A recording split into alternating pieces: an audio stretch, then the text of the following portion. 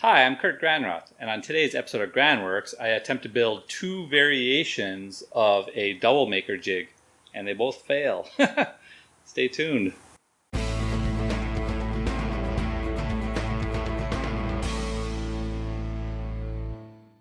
So this is one of those learn from my mistakes type of videos.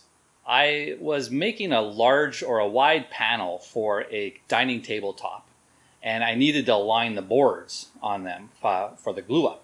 Now the standard way of doing that is using biscuits, but since when have I done things the standard way? When have I done things the easy way? So yeah, I decided I was going to take extra few steps and make my own dowel jig. I ended up making two variations of that because the first one I made failed completely, but then the second one failed completely too.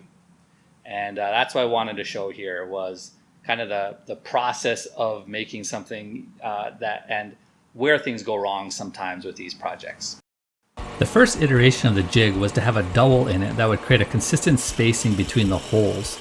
The thinking was kind of like a box joint jig where you place the already cut joint over an index pin to set the space for the next one. This then would be the index dowel, I guess.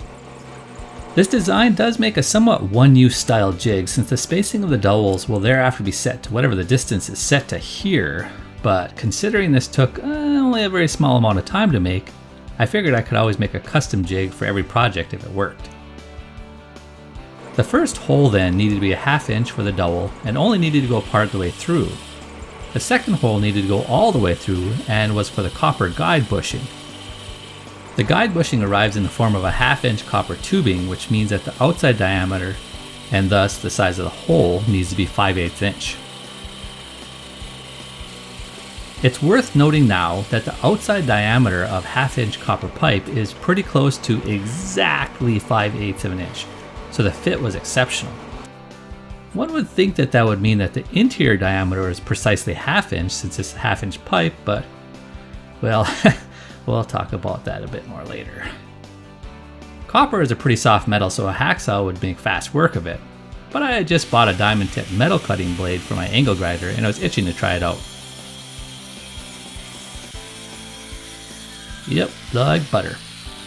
It did create far rougher edges than a hacksaw would though, so I had to have at it with my bastard file to make the edges a little less deadly. I attached the copper pipe to the jig using Loctite 60-second glue, which has properties that are kind of a mix of cyanacrylate or super glue and epoxy. It works well enough with metal to wood couplings without having to mix multiple components and with longer work time than pure super glue.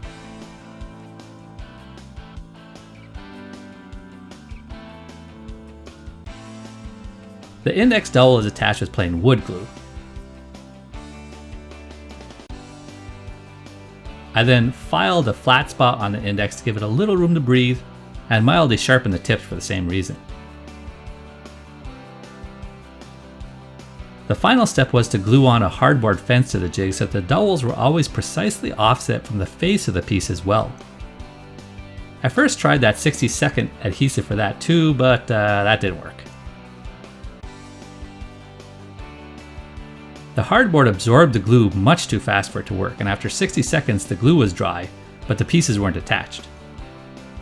So I got out the old wood glue and used clamps because, well, I didn't feel like digging out my brad nailer. While the jig was drying, I decided to create my depth gauge in my 1/2 inch brad point bit using a bit of tape. But look closely at what happens when I let go of the bit. Notice how it flops around in the hole? That should have been my first hint that things weren't going to work like expected. That wasn't my first problem though. Let me explain the details of the first failure exactly as I discovered it. So I built this custom dowel jig here in an attempt to basically be able to put in dowels along the row without having to measure them. So the idea is you do have to put the first one kind of measured, but then after that's done, this fits in there.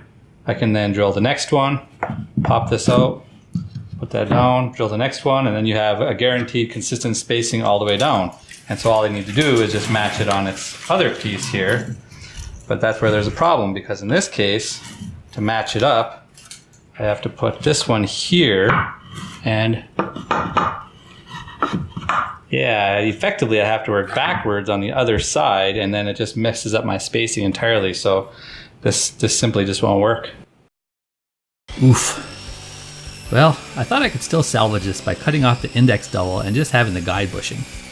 I did cut in a notch in the fence that was centered on the bushing, and so it would give me a consistent place for aligning the jig.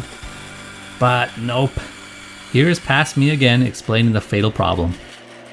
Alright, my second attempt with a dowel jig. I do have to make marks, so I effectively line up where I want it to be, make mark that goes across on both sides, exactly parallel to each other.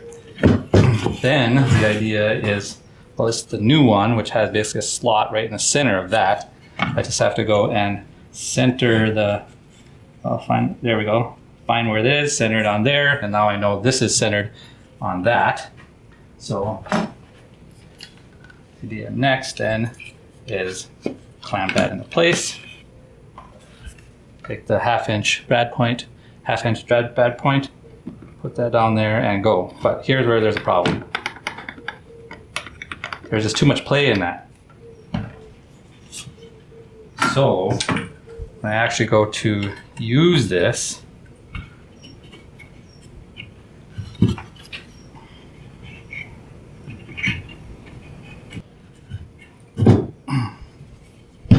it's just no good. So it doesn't line up at all. And the problem is it's just by a little bit, but the issue is that the drill bit has so much play in it that I can't control that much. Yep, too high on this side, too low on that. So this was promising, but that would need better tolerances to work. So biscuits it is. So yeah, in the end, the insurmountable fatal problem with my design had to do with the copper pipe and my misunderstanding of the dimensions that they're sold by. I was thinking that a 1/2 inch copper pipe meant that the interior diameter of this was a 1/2 inch, and that's just not the case. In fact, copper pipe only guarantees an actual dimension on the outside diameter. So in this particular case, this outside diameter is 5/8 of an inch.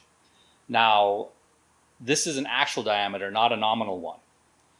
Now, what they do then is they essentially take that outside diameter one, 5/8 of an inch, they subtract 1/8 of an inch, and that gives you the 1/2 inch that they then advertise as being the size of this pipe. For instance, then, if this outside diameter was actually a 1/2 inch, an actual 1/2 inch, then they would subtract 1/8 of an inch, and they would sell this as a 3/8 inch copper pipe. So the interior diameter, the inside diameter of this is going to be a nominal one. It's going to be the outside diameter minus whatever the thickness of the walls is on this, which will vary depending on what type of copper pipe it is and what it uses for. The end result, though, is going to be variable, and it's never going to be exactly a 1/2 inch. For this size of pipe, it's always going to be slightly bigger than a 1/2 inch, in fact. This comes into play then because my drill bit is exactly a 1/2 inch. And so when it goes into, going to the non-rough end, when it goes into here, there's this way too much play. And when you have this much play in that, that also means that fundamentally you're not going to be able to put the holes where you want them to be in the accuracy that you need them to be. So if I were to make this right, I would first need to find, could I actually get some kind of a pipe or bushing where it's the inner diameter that is the actual and maybe the outer is nominal. Alternatively, maybe there's a way that I could put a shim on this that would make sure that it actually shimmed up to the actual thickness or the actual diameter. Or maybe the problem is I just tried to use some kind of a metal bushing or metal sleeve in the first place. And maybe the real solution to this, especially if I'm going to be making a temporary jig, is to literally just use the drill I'm going to use in the end to drill the hole in the jig, and then that's it. Just literally leave it at that, and then it is guaranteed to be precisely the same size. It's going to get definitely chewed up over time, but again, if you're only using it for one project, maybe it doesn't matter. So yeah, that's pretty much it. It failed in the end because I didn't understand how the pipe sizing works. Simple internet search found that out. Hopefully you can learn from my mistakes, and thanks for watching.